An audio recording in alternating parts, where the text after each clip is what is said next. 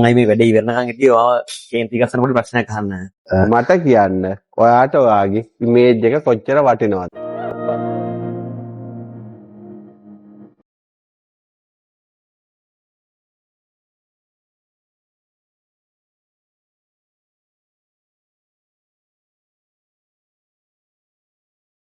Right.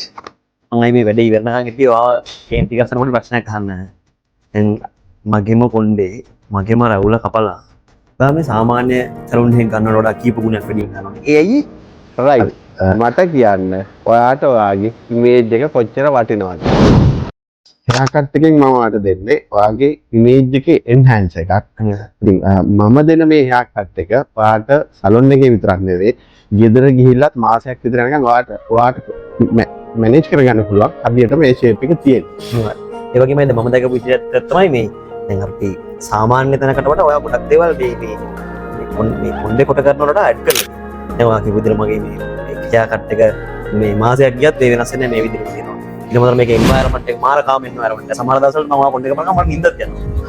ඒ ඇවිල්ලා ඒ දෙන service එකත් එක්ක වයිබ් එක. ඔව් මොකද ඔයා මාත් එක්ක පැයක් විතර ඉන්නවනේ. ඒ අතුලතුර ඔයා කාම් තියා ගන්න ඕනේ. මොකද මගේ ක්‍රියේෂන් එක මම කරන්නේ ඔයා කාම් තියා ගන්න ඕනේ. ඒ වගේම තමයි ඔයාට ගොඩක් කට්ටිය ඉන්නේ හරි රෂ් සිටුේෂන් වල. ඒ රෂ් සිටුේෂන් වල ඉන්න කට්ටියන් හොඳ වයිබ් එකක් ක්‍රියේට් කරන්න පුළුවන් නම් ඒක තමයි මම මේ එන්වයරන්මන්ට් එක එන්හාන්ස් කරන්න කරන්නේ.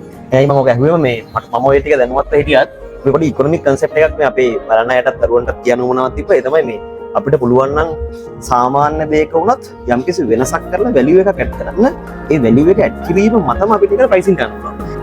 දැන් තැඹිලි විකුණන කෙනෙක්ට පුළුවන්කම ලැබෙනවා නම් තැඹිලි ටික කූල් කරලා විකුණන්න. එහෙම නැත්නම් චොක්ලට් සිරප් ටිකක් දාලා විකුණන්න.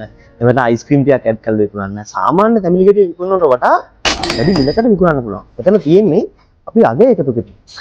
ඉතින් රටක් විදියට උනත් ඕනම දෙයක් තියෙන විදියටම ඩිලිවර් කරනවට වඩා අගයක් එකතු කරලා දෙන්න පුළුවන් නම් ඒක ආර්ථික වෙනසකට වටිනවා.